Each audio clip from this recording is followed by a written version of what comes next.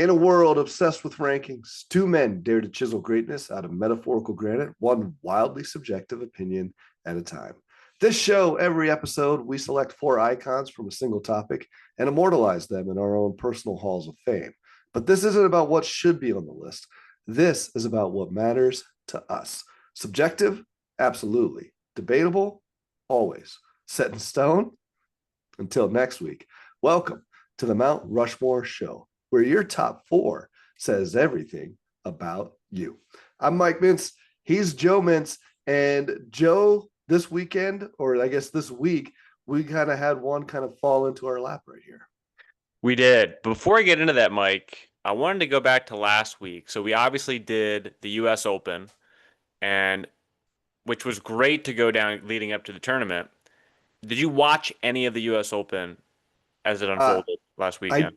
I did not, but I do have a good reason. I was traveling and I didn't have a television around me, so I was out off the grid.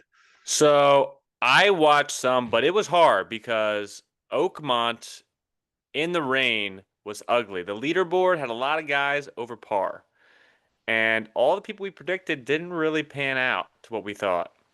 And that I was going to say, I looked at the results. Obviously, I was kind of following that way. I didn't watch any of it, but I looked at the results and I was like, "Who guys? I didn't know them." So, Yeah, I don't know JJ Braun personally. yeah, We all know Scheffler. He's the sure, big name, but he wasn't even the top five. right. That just shows Oakmont's one of those courses that anyone can pull it off because it's so unpredictable. Well, I think that's kind of the beauty of some of the golf stuff is there are big names, but as we even saw with our show, like some of the guys won one. Some of them only won a handful of these ones. And like you said, the course really matters in golf. Like sometimes you're not even playing against the other guy, you're playing against a course that can be super unforgiving. Mike, what's your golf game? What are you Hmm. shooting at a 18 hole in Montana? Right. So I think that there's technically rules on how many strokes you're allowed per hole, and I would be over. Let's put it that way. So, but I enjoy playing golf. And We talking 120? well, here's I've never kept score intentionally, Okay. but I enjoy, like, I birdied a hole in my life. Let's put it that way. So Okay. it's not like I can't play. Are we The talking miniature golf, Birdie, or no, I mean on a par three, but but the thing is like I think I could be okay at golf if I were to put in the time and the effort and those kind of things.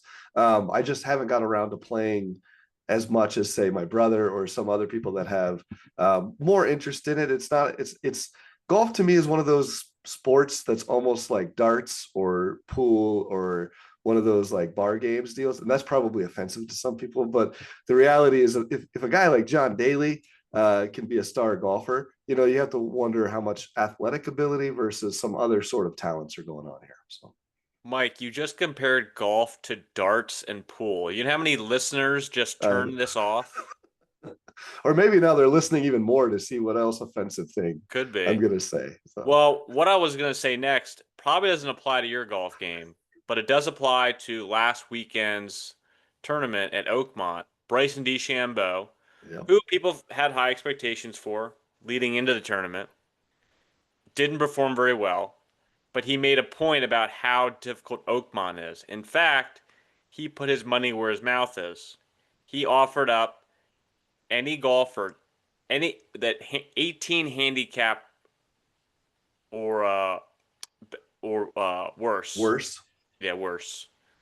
If they could break 200 at Oakmont, he would give them $10,000.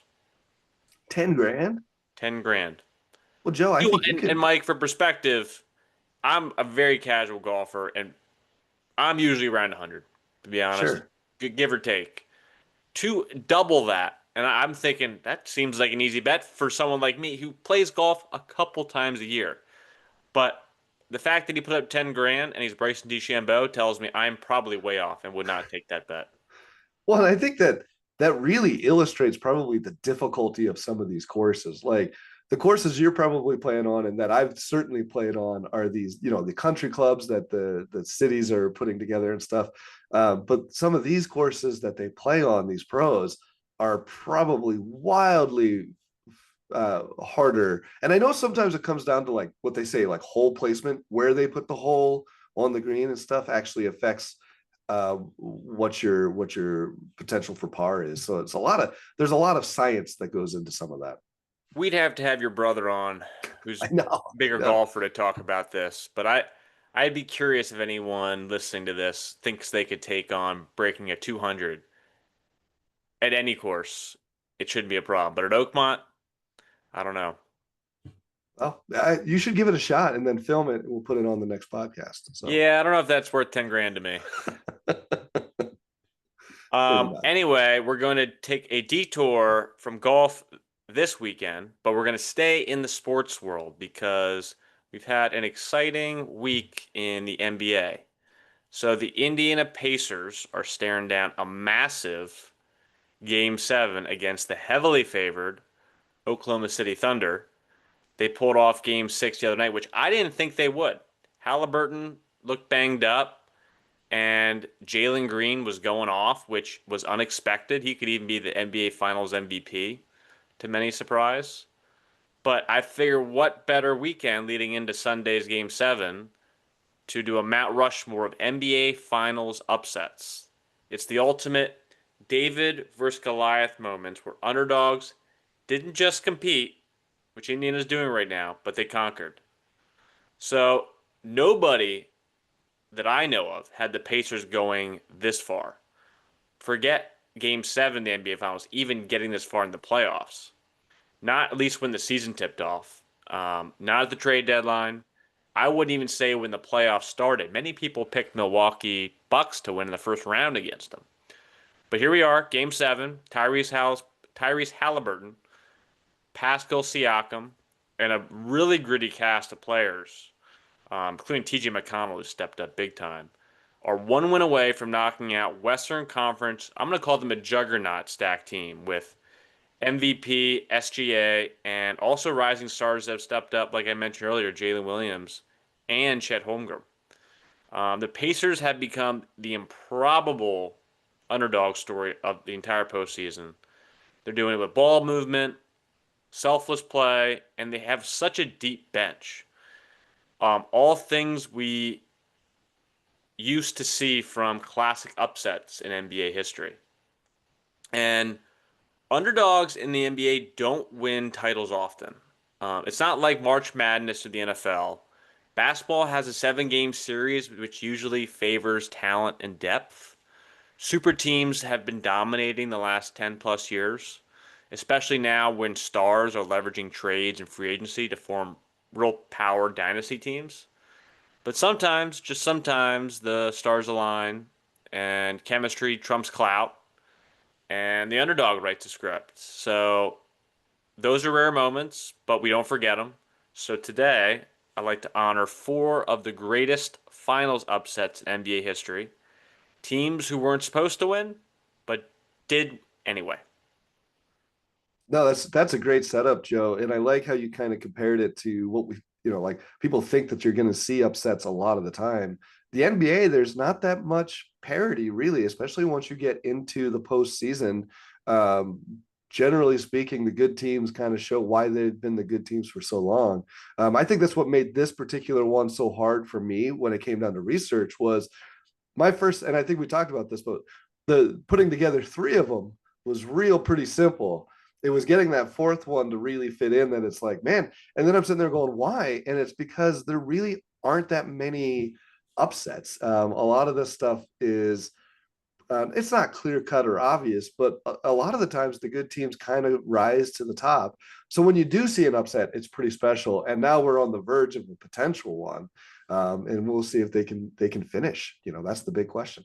Yeah, our Mount Rushmore could be different on Monday, depending on the outcome of that game. I like it. I like it. Well, You should want we to get kick it it? off, Mike? Yeah, let's kick it off. Well, I'm going to go with the most obvious one on my list. One that I saw in real time and was just, I'll be honest. So this is the Detroit Pistons over the LA Lakers 2004. This was a series that going into it, I could tell you the temperature of the people around me, and I was in the army at the time. I was on a military base, and every single person that I knew, we were all thought the Lakers had this thing sewn up going in. It was an incredible upset. We watched every game and almost in disbelief as the Pistons took out this super team. And by super team, just listen to the names: Kobe Bryant, Shaq, Karl Malone, and Gary Payton all playing on a single team. And they're going to lose. And who they lose to, obviously, that team becomes notorious, famous, and great, but they were nobody's really at the time in that Detroit Pistons team. They didn't have any real superstar going in, but like you were talking about, this idea of chemistry, ball play, team basketball, the Pistons had that in spades under the coaching. I think it was Larry Brown. This was a moment in history that crystallized for me. When I think of upsets, I go in going, it's the team I think and everybody else around me thinks are going to not only just win but to dominate. And then to really, they got dominated. It was 4-1. I mean, Detroit didn't. It wasn't even close. Detroit rocked them all the way through the finals. Mike, we're going to share this one. This was the most obvious one to me, too. And when I think of this upset, I think less about the Pistons. I think more about the Lakers collapsing. This was the end of the Shaq Kobe era. They obviously had the three-peat, and things started to come to head with personalities and who runs the team between Shaq and Kobe. There were diss tracks being released between the two. There was a lot of turmoil. And yes, they had Gary Payton and Karl Malone. But let's be honest, they were the tail end of their careers.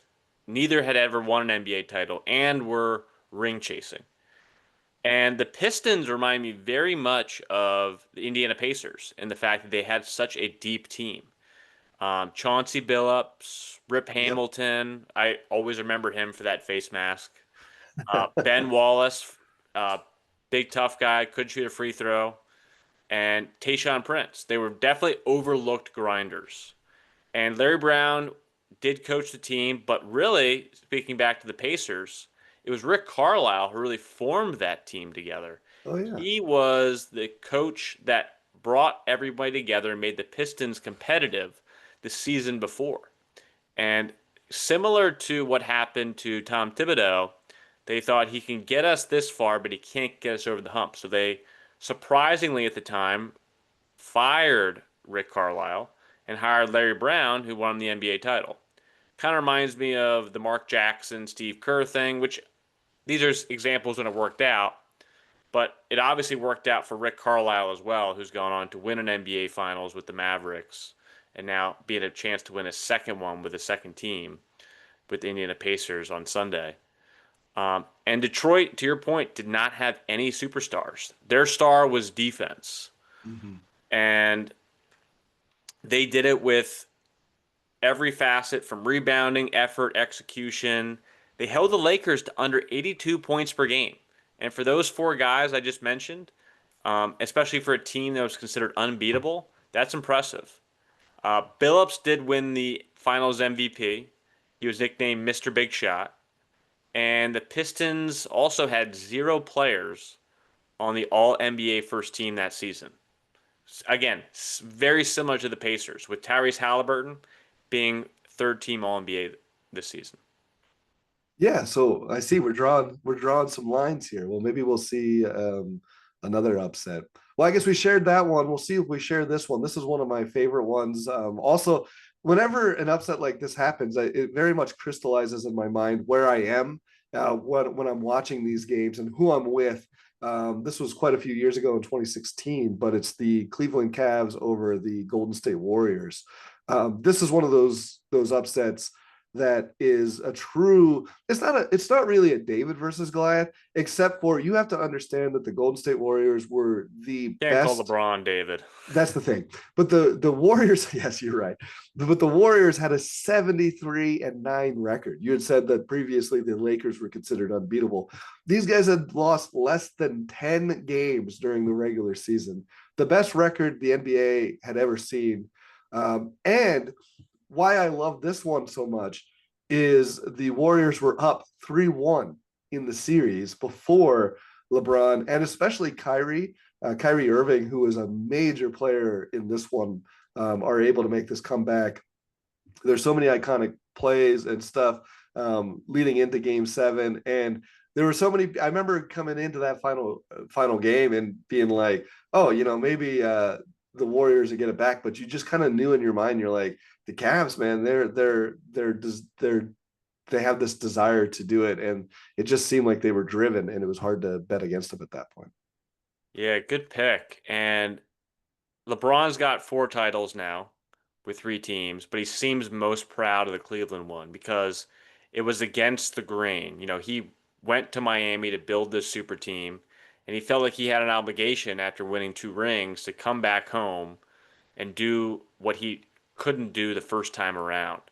And when he did it, he talks about it as his proudest moment. And when he felt he became the greatest player to ever play in the NBA, was that series and that comeback. And when I think about it, I think about the Iguodala block Yeah, at the the very end. block. One of the Yeah, most iconic NBA Finals moments to end that game. And then Kyrie stepped up in a big way, in a clutch way, to help Cleveland get over the hump.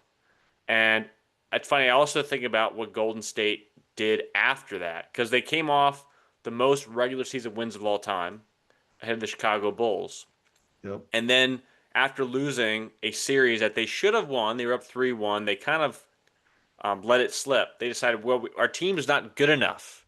So we have to go get Kevin Durant yeah, to win the next 2 to really put him at, hey, Cleveland, now Cleveland has zero chance to compete. And they ended up winning the next 2 finals against Cleveland to create one of those super teams. So it's funny how teams can react because it's not always an issue of the team. It's sometimes an issue of the moment in time.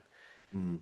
Even OKC, if they end up losing this series, I wouldn't say restart everything. It's just a game. Things happen. The ball doesn't always roll your way. But many times people get illusioned by breaking everything up because they don't win at all. Yeah, you see those wholesale changes that take place, and obviously philosophically, it's probably better to to fine tune and to make the small changes here and there.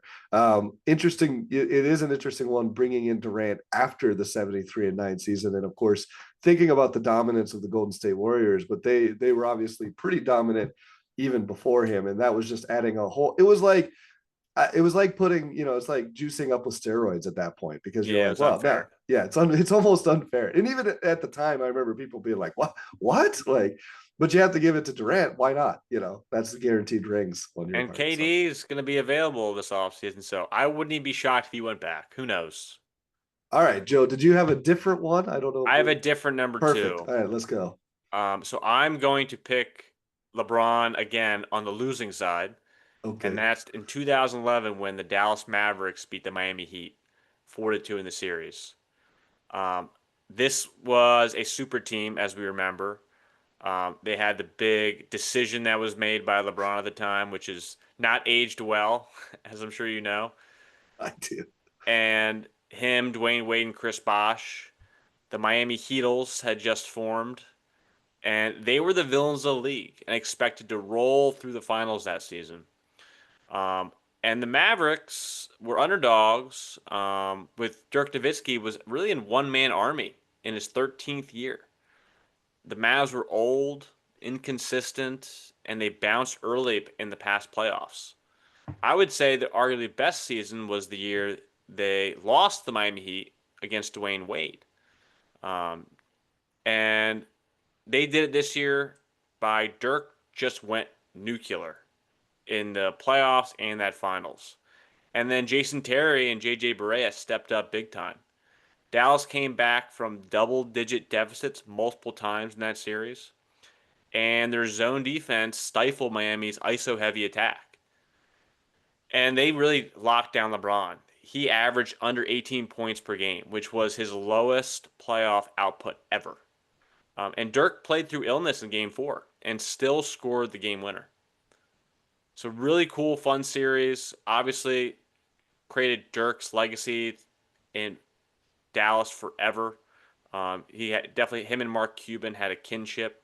Seemed like when Dirk started to rise and Cuban bought the team, loyalty grew in between the two of them. But this was their apex moment in Dallas. It's another. We're sharing this one, Joe, because this is not. I mean, this is one of those great upsets, and because you got again like that Lakers team, you have the so-called big three. But like I like how you call it the three heels because that's how they were viewed. LeBron, the decision was a disaster. I remember when it aired, and everybody, even at the time, we were like, "What was that? Why is he going to? I'm taking my talents to South Beach." Everybody was mad about it. The Cleveland fans were obviously upset, but even other people were surprised. Dwayne Wade, Chris Bosh coming there. You talk about Nowitzki. He was always good before, but it was like there was a whole nother gear that he had when the chance was on the line for Dirk. And it's those memorable moments in that game. Probably my favorite moment, just like it's funny, it unlocked a memory here, is watching the owner, Mark Cuban, arguing with Skip Bayless on ESPN because Skip was saying, well, the only reason you guys won is you wanted it more. And Cuban was like, oh, come on. What about the double down defense and Yeah. the zone defense and all of the game What plans that we put in? disrespect. Yeah. So I just remember that. And I just remember that was actually the moment for me. And I know everybody's got their goat arguments and all of that stuff. Watching Jordan anytime really, but especially in the playoffs and in the finals was always a show and he always seemed to deliver. For me, watching LeBron not be able to deliver and not even really play all that well in that finals was kind of this moment in time where you go, wow, I don't know, man. It's hard. It's always unfair to make comparisons over generations, but that was a big one to me. And it's kind of one that I've always kind of held on to is like, it didn't seem like the GOAT. I agree. And I would say everyone in America outside of Miami or South Beach, as LeBron likes to call it, was rooting for Dallas because at that time, LeBron's approval rating was at its lowest between the decision and forming this dynasty team. Everyone wanted to see the underdog win this one. And LeBron, kudos to him. He went on to win the next two in Miami and then obviously went on to win in Cleveland and in LA. And who knows, could have more ahead of him. So, but this was the one that really shook everybody's head of, man, if you can't pull this off now, will you ever be able to pull it off? So the monkey off his back didn't come to the next season, but this was one of those that hope really rose for the little guy. Awesome. Well, let's see. That's three for me. So I only got one more here, Joe, and I guess I'll wrap up with my fourth. And it's a more modern one. I'm going 2019 and the Raptors over the Warriors. Some of these teams keep coming around here. I don't Warriors know. again, So huh? yeah, the Warriors go down again. They've won plenty, but they lost two of them in big time fashion. Golden State was going for their three-peat. They had the big team, Curry, Clay, KD. Of course, a couple of injuries for Golden State, which lead the Raptors and Kawhi Leonard opportunity to come into their first ever finals and win. And so you get the Raptors over the. It's not one of those great upsets or anything because they were pretty evenly matched, but it was pretty cool to see the Raptors get one and Toronto to finally bring home a championship. That was such an interesting year with Kawhi Leonard Yeah. because he was forced to go to Toronto via trade. It wasn't his Yes. choice. And a superstar at the time, already had an NBA Finals MVP in San Antonio.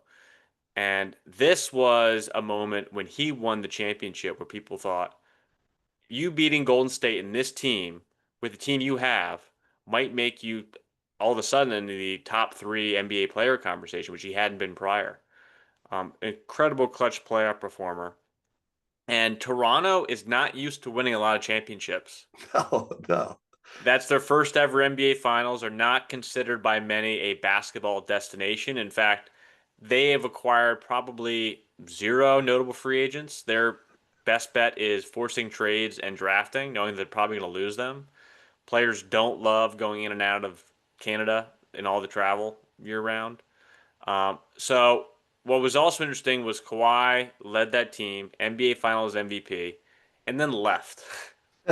Immediately. Yeah. Yeah, it's not like I'm gonna go leave for a better situation. It's like I just want to leave for a better place to live and be and play basketball. It gets cold up north, Joe. I know. Trust me. So, Yeah, everyone wants to play in LA. right. Or South Beach for sure. Right. Um, cool. Well, that's your four, right? Yeah, that's all four for me. So, Well, I got two more, so I'm a little all ahead of right, you. let's finish it out. So I'm gonna go way back in time, 1969. Boston Ooh. Celtics defeat the Lakers. I love the Celtics Lakers rivalry. That was an incredible series that went 7 games. When we think of that era between the Boston Celtics and the LA Lakers, we think of Bill Russell and the dominance of that team in that era. The Celtics were aging, though. Bill Russell was in his final season that year. He was also the coach at the time. They were the fourth seed in the East. No one expected a deep run from them. And they were underdogs because the Lakers had Jerry West in his prime, along with Elgin Baylor and just acquired Wilt Chamberlain. So Boston was thought to be past its prime. Um, but with veteran experience and heart, they pulled it off in a game seven in LA by just 2 points. John Havlicek carried the scoring and Russell dominated the boards. But fun fact about this is Jerry West won Finals MVP, the only time it's been awarded to a player on the losing team. And Boston pulled off 3 Game 7 wins on the road during the playoffs, so it was an improbable run for them and a swan song for Bill Russell. And Jerry West, in interviews over the course of time, has talked about that series and that Game 7 as one of the biggest um, regrets of his entire career, not being able to pull that off, and how upset he is the outcome, and how bad he felt about receiving a Finals MVP. You can't keep that in your trophy case when you lose that season. What do you do with that? That's an amazing. I love that pick. It's one of those games that you can't avoid. If you've ever watched any sports documentaries, generally, I remember the one the Lakers and the Celtics doc that I think it was Ice Cube had put together or did the narration for it, and they talk about that game specifically or that series. And you say Celtics win, they win in L.A. Game sevens in L.A. And the Lakers thought that they were going to win. In fact, I don't know if you know this, but they had the thousands of the balloons were in the rafters, ready to let them out when the Lakers won, which is just that's awesome. Make those now you get to pop all those jerks. So There's a great show called Winning Time on HBO about the Lakers dynasty, and it goes back to the actor playing Jerry West when he was given that Finals MVP in the locker room after losing, just smashing it against the locker. well, Jerry West. Here's the other thing, kids. Jerry West is iconic, and I don't mean I that mean, in he the is way literally the face of the NBA. He is I the was gonna, body image. I was gonna say. Not only is he a great player in his own right, but he's immortalized as he's the logo for the NBA. So there's Jerry West for you. Well, my last one is 1995 Houston Rockets defeating the Orlando Magic in a sweep 4-zip. And a lot of people think back on that series and don't remember it as an upset because you think of Hakeem Olajuwon, one of the greatest centers of all time, right? And a team that just came off of another NBA Finals. But the Rockets, although they were the defending champs, they limped into the playoffs that season as a 6 seed. They had to beat 450 plus win teams to make it back to the finals. And then Orlando, on the other hand, had just beat Michael Jordan when he came back during the playoffs that season after his hiatus, and the Chicago Bulls in the East, um, to what many thought was the next dynasty between young Shaq, Penny Hardaway, Horace Grant, and at the time the league's best record. And Houston looked very tired and older by comparison. Um, I would say how Houston pulled it off was Hakeem Olajuwon. He played on another planet. He outplayed Shaq in every game. And then there was also a ton of clutch shooting by supporting players there, including Robert Ory, Sam Cassell, and Kenny Smith. Game one was the turning point in that series. Orlando blew a 20-point lead and missed 4 free throws in the final seconds. And the Rockets became the lowest seed ever to win the title. Yeah, man, you're bringing back some really bad memories. Here's the deal. My brother was a massive Magic fan. And a Shaq lot of made him us, cool. I think a lot of us as kids, you couldn't help avoid the Shaq thing. But Penny was cool. Anthony Hardaway was amazing too. The Orlando Magic seemed like the team of the 90s, right? They just had that vibe and they had that feeling. And a lot of us kids, I was a kid in the 90s, 13, I was a young teenager.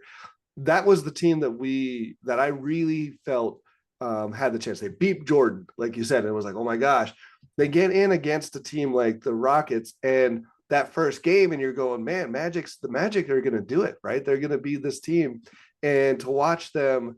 The last three, I want to say the last three for sure, were Nick Anderson free throws where he had the chance to.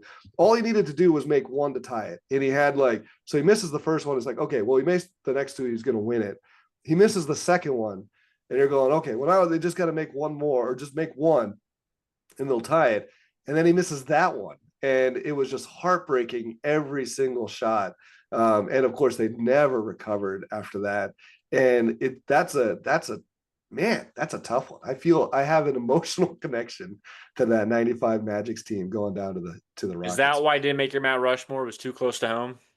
It did, yeah. What's funny is I didn't really. I mean, obviously, I remember that season. I guess I didn't really think of it in that way. I always think of the Rockets being the dominant team in that because of how well uh, Olajuwon played. And you bring up the dream. I always find that competition makes people better. And I think playing against a guy like Shaq and for Olajuwon was playing against another really great center. Shaq was young, and Olajuwon was the old veteran, and he really rose. That was really the moment for me where I was like, man, Olajuwon is one of these all-time greats. Was watching him in that finals. Well, that's our four. Mike, you want to round it home? Summarize who you got? Yeah, so I mean, obviously it's upsets in the NBA and they don't happen all the time. So savor the flavor when they do. And we might have one on the horizon, fingers crossed, or maybe not, depending on which side you might be rooting for. But I went with my number one, and we shared this one, the 2004 Pistons over the LA Lakers, the super team down there in LA, and a cast of no names, essentially no true superstars on the Detroit Pistons, who are going to take down the monolith 4-1 in '04. We also shared 2011 Dallas Mavericks over the Miami Heat, the big three for Miami. Again, another type of super team, including one of the all-time greats in LeBron, possibly the GOAT, depending on your viewpoints on him, and Dirk Nowitzki and the aging superstar who takes him down. My other two, LeBron is going to win one, and his most probably cherished win for an NBA Finals, and certainly one that I remember very, very clearly was 2016, the Cavaliers over the arguably one of, if not the greatest regular season team in NBA history. The 73-9, at least record wise, certainly are 73-9 Golden State Warriors in 2016, and that ended in a game seven. So all of those games, and then finally the 2019, the strange Kawhi Leonard trade, and somehow Toronto Raptors are going to get their first championship Probably over last. and yeah, and over the Golden State Warriors again. Some of these names keep popping up. All right, Joe, round it Not home. to mention, Toronto felt like the Drake NBA Finals. I feel like that was when he was at the peak of his powers. I love that, man. That's awesome. All right, round it home, Joe. We shared a couple, including the 2004 Detroit Pistons over Lakers, who won 4-1. A team mimicking much like we're seeing right now in Indiana. And then we shared the 2011 Mavericks over the Heat, 4-2.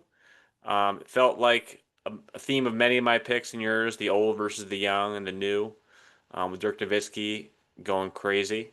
And then I had an old school one in 1969 with the aging Celts versus the newly formed Lakers, and 95 with the dramatic, in Mike's world, Rockets defeating the sexy Orlando Magic um, ending that pair of Shaq and Penny to break the band up. So I have some closing thoughts about this NBA Finals. Can Indiana do it? They face a very steep challenge here to pull off their own modern upset. Here's what I think would have to happen going into Sunday. I think Halliburton has to control tempo, stay aggressive. Siakam and Turner have to win individual matchups. They need bench production overwhelmingly over OKC's second unit. And most importantly, they can't flinch in crunch time. They need that Halliburton shot at the end, like that you saw in New York. And even if they fall short, the beauty of the run is what it represents. Hope for every underdog team, every fan base that isn't chasing stars in free agency, every team that believes teamwork and grit can still overcome glitz and glamour. So, this podcast and this episode is to the Dreamers, the next great upset waiting to happen. Dude, I love it. And listen, everybody loves an underdog. So I'm definitely squarely in that boat. I want to see it happen. But it's always tough. Game 7 is squirrely. It's like flipping a coin. Even if it lands 19 times in a row on heads, it's still just a coin flip for the next one. So you never know what's going to go and where it's going to end. That does it up for us. That's our show for this week. But the real question is, so what would you put on your Mount Rushmore? For Joe Mintz, I'm Mike Mintz, and this is the Mount Rushmore Show.